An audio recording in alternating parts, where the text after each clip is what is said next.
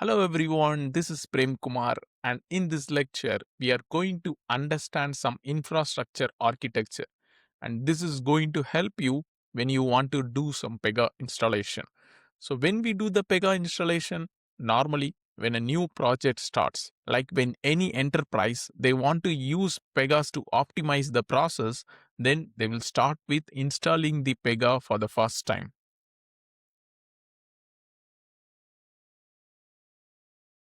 Throughout this module, we will try to understand the architecture, plan for the installation, and we will also do two types of installation. One is VM based and the second is Kubernetes based. Okay, first let's understand the architecture. I hope everyone can recognize this image. I already used this in one of the previous lecture where we talked about the Pega deployment options. Going forward, Pega do support only the container-based deployments, and VM-based deployments are kind of already deprecated and it will be completely unsupported from 25 version. We already know the reasons, the difference between the virtual machines and containers, and this difference you can easily find it in the internet as well, and I already explained it in one of the lectures. Containerized deployments is the future, and Pega supports this Docker containerization. It means Pega is going to provide us with the Docker images which we can use and deploy and run a Pega application. So Docker containerization and how it is going to get orchestrated is via the Kubernetes. So Kubernetes can help with orchestrating different Docker containers because we already saw there are a lot of externalized service which you can use. So to run a Pega, you need to have a lot of other microservice based architecture or microservice based containers. So Kubernetes can help with this orchestration. So Pega do support the Kubernetes based containerized deployments. Okay. Now, what are the deployment options? Again, we saw very briefly, like we have now three options. We can either go with on-premise deployments, we can go with client-managed cloud, or we can also use the Pega cloud, and Kubernetes can be deployed into these three options. On-premise deployment, you have your own data center, and Kubernetes can be deployed on-premise as well, but mostly lot of clients they'll be deploying this Kubernetes into client managed cloud. So enterprises can have their own cloud strategy, they have their own preferred cloud platform, Azure, Google Cloud, AWS, it can be any, and there you can deploy your Kubernetes, you can deploy your Pega as pods, Kubernetes pods, and from there you can manage your own Pega deployments. And the third is Pega Cloud, which Pega provides as a SaaS offering. So as a customer, you can also subscribe to that. So it means Pega takes care of everything, you takes care of delivering the business, and these are the different ways of deployment. Only for the on-premise and client-managed cloud, you should take care of all the installation. Pega will provide some files, but you have to take care. But with Pega Cloud, you don't want to do these installation steps. But as an LSA, it's good to understand how you normally install Pega, so you also understand the architecture, and this can help you with some debugging purpose as well. Okay, now have a quick look at this picture. This is a client managed cloud, although it is 8.8. Very little got varied in the latest version, but if you look carefully in this picture, what we have is we have a Kubernetes cluster, the gray box, right? We have some Kubernetes cluster, and inside that we have some Pega applications, we have some backing service, and then at the very bottom we also have some client provided technologies. Okay, in the very first box we already see we have some installer.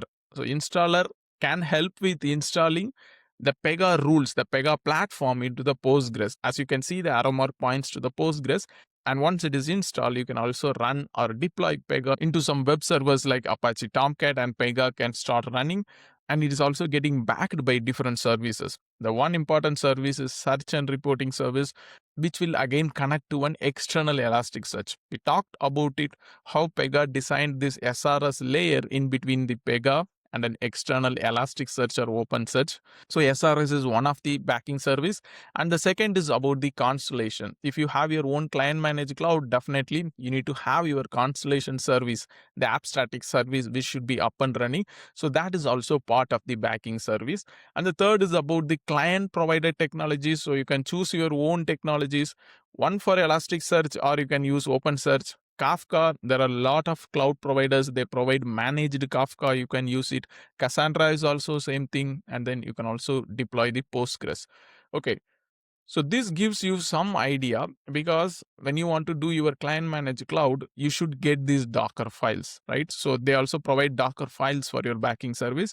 But for other things, you have an option to choose your own technologies, this Elastic and Kafka. We are going to cover everything about this in the coming lectures very briefly. Okay.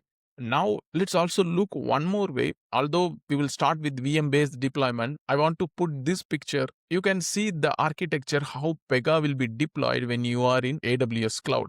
You see the same kind of structure, the Pega application. So you have some web nodes running, batch nodes running. You have some Hasselcast as well running, kind of externalized. So Ingress is more like kind of load balancer, which can split the nodes. And then you have the backing services. We already saw that Constellation and search and reporting. And the interesting thing is about the external services. So with AWS, you get this RDS. So RDS is more for the Postgres managed service. ECR registry is more like a container registry. Again, with AWS, you get this as a ECR registry. For Azure, you have its own registry. So these are more like different resources that is more specific to the AWS cloud. And then you have this Elastic service. Elastic service is also a managed service. Kafka is also a managed service. You have it in the name of MSK. And then you have the Cassandra. So all these can vary if you deploy it into Azure, if you deploy it into Google. This can definitely vary, and this can be chosen. Like as a client, we can choose this when we want to deploy on our own, but these will be provided as Pega images, Pega supported images. So this needs to be deployed under the namespace of backing service, and this needs to be deployed. So you can have your own namespace, like my Pega is something which you can add. And then this is also something interesting, like Pega also provide another namespace and have some images over it, Pega add-ons. And there you will find ALB. ALB is another load balancer that is specific to the AWS. So this will also be deployed. And these things are more like one more level top, the infrastructure layer. You'll have definitely different availability zones. You can have some VPC connected over it. And this completely contribute to the EKS cluster. So this is what we call Elastic Kubernetes Service. That is the native for the AWS. You have AKS for Azure Kubernetes Service. So this will also vary, but this is the high level Kubernetes cluster, and this can connect to the external service. Again, we are going to revisit the same thing when we want to deploy the Kubernetes. But I hope now you got some understanding what needs to be there when we want to deploy either VM based, deprecated one, but also on the container based.